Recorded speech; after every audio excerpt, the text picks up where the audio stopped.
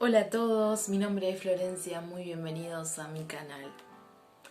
Hoy nos vamos a estar acompañando mi gata. Bueno, se durmió ahí, así que la voy a dejar ahí por ahora, porque bueno, me da cosita despertarla. Así que bueno, hoy vamos a trabajar sobre el concepto de la inerrancia bíblica. Quédate para saber de qué se trata.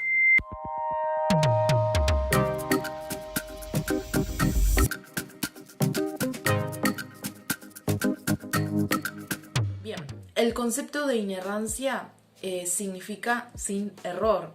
Bueno, pero ¿de dónde sale esto de sin error? Y en este caso, inerrancia bíblica o sin error bíblico. Bien, este concepto surge en respuesta a la teología liberal que estaba queriendo avanzar, digamos, en diferentes partes del mundo y surge una especie de respuesta a este concepto y se va a dar justamente en la conferencia de inerrancia bíblica en la ciudad de Chicago, Estados Unidos, donde en la década del 70, para ser específicos en octubre del año 1978, se juntan alrededor de 240 pastores, ¿no?, teólogos que van a afirmar, aclarando y haciendo una especie de tratado en el cual se explica exactamente a qué se refiere con el concepto de inerrancia bíblica. Entre estos pastores nosotros tenemos algunos como John MacArthur, R.C. Sproul, y le voy a estar dejando aquí una lista de unos cuantos pastores que también participaron, pero básicamente estos dos son los que más conocemos. Yo, por lo menos, quien no ha escuchado alguna predicación de John MacArthur o de R.C. Sproul, que a mi entender, bueno, R.C. Sproul es uno de los mejores que he podido escuchar y que me ha alimentado mucho de sus predicaciones, incluso en YouTube, aunque ciertamente nosotros sabemos que hace poquito falleció. Pero lo interesante de todo esto es, bueno, ¿de qué se trata? Saber de qué se trata este concepto de inerrancia bíblica. No surge ahí, en ese lugar. Yo me voy a estar refiriendo específicamente a esa conferencia de 1978, pero lo que nosotros tenemos que tener en cuenta es que a raíz de esta conferencia de Chicago hubo también otras conferencias de inerrancia bíblica, ¿no? Luego en la década del 80, que son las que les voy a estar dejando aquí al lado también, hubo dos más. Y bueno, y progresivamente en diferentes momentos, digamos, luego también se desarrollaron otros encuentros en los cuales se ha tenido que rediscutir de nuevo este concepto. No se lo ha, digamos, cuestionado, sino que se lo ha reafirmado. De hecho, en posteriores videos les voy a estar dejando un comentario sobre la reunión, digamos, de pastores y de teólogos que se hizo en 2015. Es una cumbre de inerrancia bíblica y está muy muy interesante. Si quieren, aquí debajo les voy a estar dejando los links en la descripción para que puedan ingresar y ver de qué se trata. Es muy rica. Yo voy a estar haciendo un video que básicamente es una síntesis o resumen de todo eso.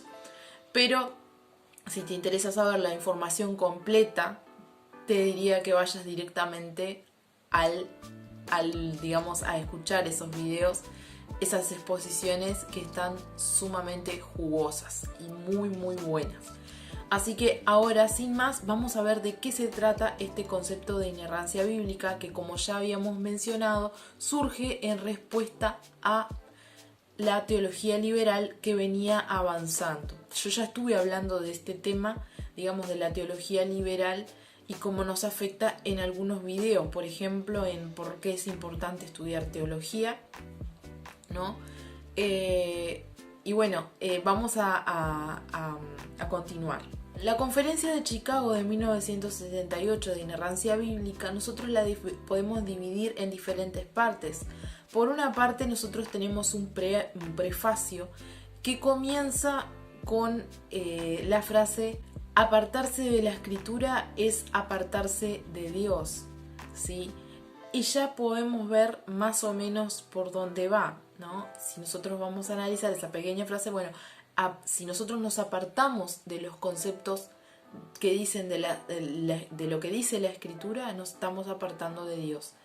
Y acá no se refiere únicamente a aquellas enseñanzas centrales o doctrinales, sino al hecho de apartarse de toda la Escritura, o sea, de apartarse de toda y de cada palabra de la Escritura. ¿Sí? A esto se refiere la conferencia de inerrancia bíblica, ¿no? Si nosotros nos apartamos de la Escritura, nos apartamos de Dios, porque nos apartamos de lo que Dios nos ha dicho, ¿sí? Y de lo que Él ha dejado para el hombre. Bien, bueno, pero sin más, vamos, luego de ese prefacio nosotros podemos tener que del artículo 1 al 5 tenemos un resumen. Luego tenemos artículos de afirmación y negación, esa parte va desde el artículo 6 hasta el final de la exposición, ¿no? Por lo tanto son dos grandes partes, ¿sí? Aparte del prefacio, ¿no? Los artículos y de resumen, y luego los de afirmación y negación desde el artículo 6 en adelante. Después, al final de esa conferencia, los pastores hacen una especie de exposición, acompañando esos artículos que ellos firman. Como ya he mencionado, son 240 teólogos que van a estar firmando, teólogos evangélicos, que van a estar firmando esta conferencia de inerrancia bíblica, la cual también está disponible en internet, y te voy a estar dejando el link para que puedas ingresar y corroborar todo, ¿sí? Bien, y también lo que nosotros podemos observar es que si nosotros prestamos atención, se puede comparar, o bueno, algunas otras personas la han querido comparar con el Decreto Dei Verbum del Concilio Vaticano II, que también te voy a estar dejando el link en la descripción por si te interesa visitarlo y mirar, por el tema del método histórico, ¿sí? Y por afirmar la inerrancia. Bien, vamos a referirnos específicamente al concepto de inerrancia bíblica. Nosotros decimos que es inerrante, es sin error.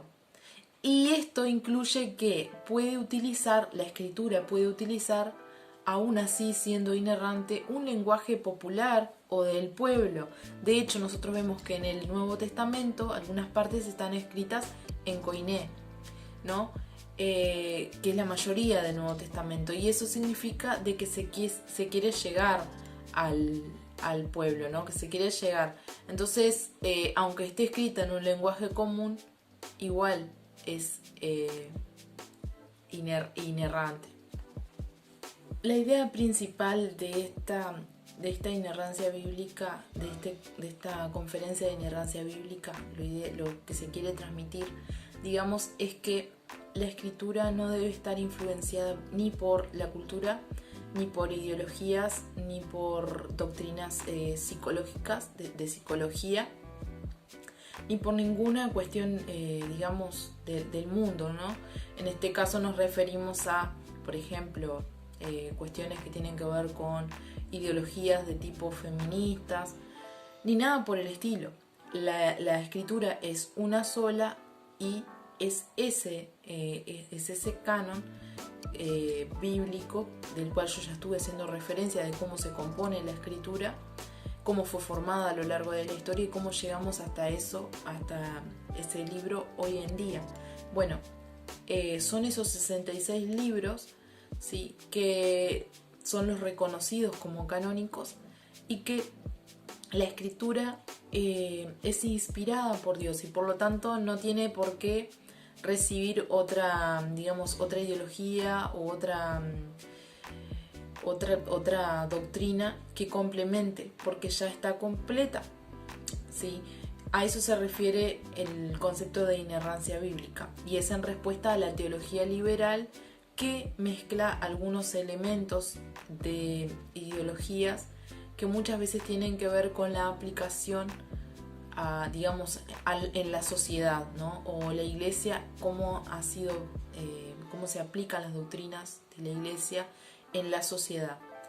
Y no se toma, como ello para aplicar, todo eso, toda la Biblia entera, sino que a veces se toman de conceptos que vienen de sociología, otros que vienen de psicología, otros conceptos que han sido incorporados de manera, digamos, por la sociedad, han sido incorporados en diferentes documentos que a veces tienen que ver con doctrinas sociológicas o políticas o enfoques, digamos, culturales que no tienen relación con la escritura, ¿sí? Y bueno, esto es a lo que nosotros nos referimos cuando hablamos de conferencia de inerrancia bíblica. Bien, ahora quédate porque te voy a estar explicando específicamente, ¿sí?, de qué se tratan este concepto específicamente en ese documento, ¿sí?, en la conferencia de Chicago de 1978, que luego fue retomado por varios teólogos hasta hoy en día, ¿sí?, sobre todo en el ámbito evangélico. Vamos a continuar. La Biblia puede ser inerrante y aún así incluir un lenguaje vulgar. Por ejemplo, el koiné, ¿no?, que es el lenguaje del Nuevo Testamento. Si nosotros tomamos en cuenta esto, quiere decir que la Biblia fue escrita en un lenguaje para llegar a todo el mundo. Y no por eso, digamos, al pueblo, ¿no?, o al común, al popular.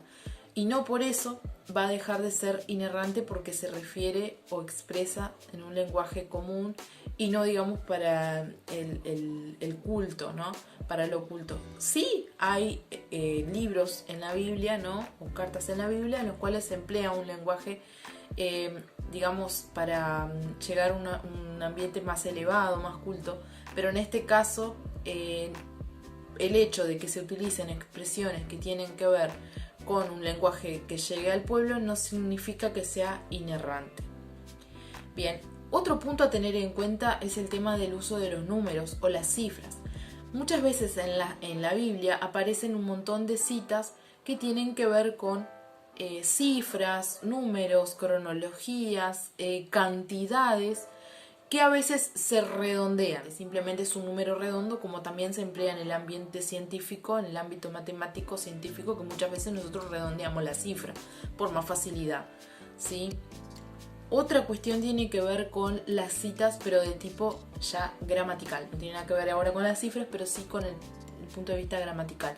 A veces hay expresiones en la Biblia que son gramaticalmente incorrectas, sino que a veces son expresiones que no son usadas o que son inusuales, sino que a veces son expresiones que no son usadas por el común de las personas, pero sabemos que son seres humanos inspirados por Dios quienes la escribieron, pero estas expresiones a veces no encajan con un estilo gramatical y no por eso van a dejar de ser no por eso va a ser errante, ¿no? Va a fallar. La cuestión acá no tiene nada que ver con la elegancia, sino con la veracidad de lo que se dice. Y acá vamos a algo importante. Porque todos los temas históricos, arqueológicos, científicos, son verdad. No solamente las cuestiones doctrinales, centrales, son verdaderas, sino que todo lo que se dice es verdad. O sea, que existió una persona llamada Moisés, existió, ¿sí? Que intentó abrir el mar, que dividió el mar Rojo para que pasaran y luego el mar se cerró con la ayuda de Dios, es verdad, ¿no? No quiere eso, digamos, Dios puede hacer cualquier cosa, o sea, nosotros, a eso se refiere el concepto de inerrancia bíblica, ¿sí? Si uno cree o no es otra cosa, pero lo que dice es verdad y ocurrió. La Biblia fue escrita por hombres, ¿sí?, pero inspirada por Dios. O sea, es como lo que yo ya había dicho en otros videos, ¿no? Toda la escritura es inspirada por Dios, útil para enseñar, para redarguir, para convencer, para instruir en justicia, a fin de que el hombre sea enteramente preparado por Dios, capacitado para toda buena obra, ¿sí?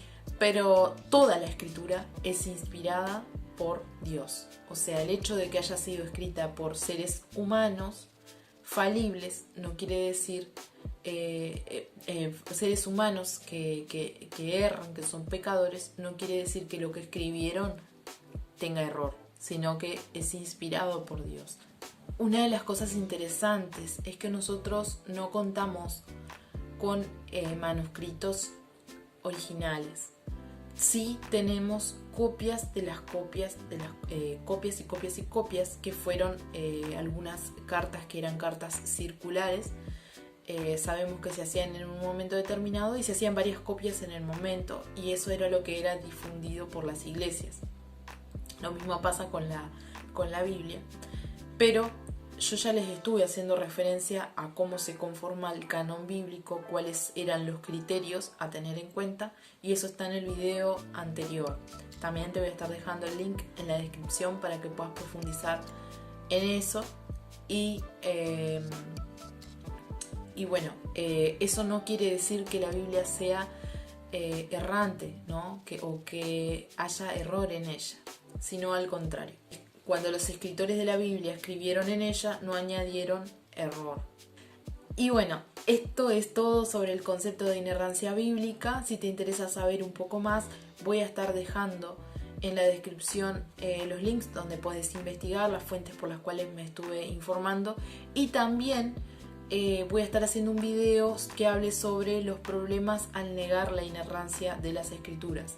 Quédate y por favor mira el próximo video si te ha interesado este tema, y te agradezco mucho que hayas llegado hasta acá. Y bueno, si te interesa este tipo de contenido, te invito a que le des un me gusta y no olvides suscribirte a este canal. Muchas gracias por llegar hasta acá.